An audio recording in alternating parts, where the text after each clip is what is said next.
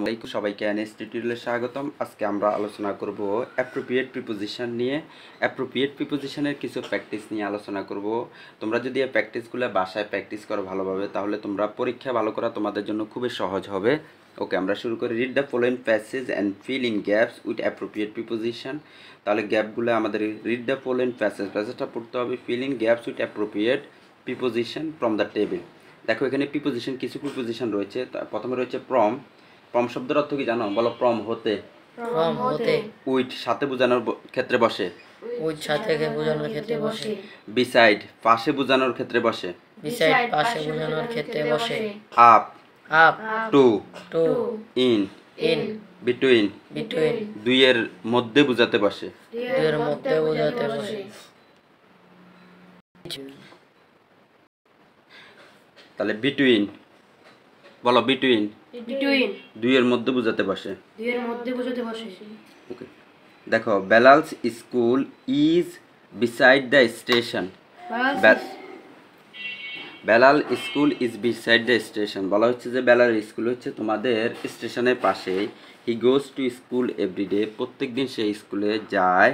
হি learns his lesson. সে তার লেসনটা শিখে। Dash attention with attention. এখানে হবে with attention. He usually gets. সে সাধারণ he usually gets up. He usually gets up. কী হবে? He usually gets up. দেখো, from bed early in the morning. একেবারে সকালবেলা সে ঘুম থেকে উঠে। Then he takes a morning walk. তারপরে সে সকালে কি করে? Then he takes a morning walk dash his father. Dash his father with his father. তাহলে আমরা এই প্রিপোজিশন বলা হচ্ছে যে একের অধিক প্রিপোজিশন আমরা বসাতে পারি যদি এটা বাক্যের অর্থের সাথে মিলে। তারপর দেখো, he is very obedient to. অবিডিয়েন্টের সাথে টু হয়। বলো obedient to. Obedient to. Obedient two.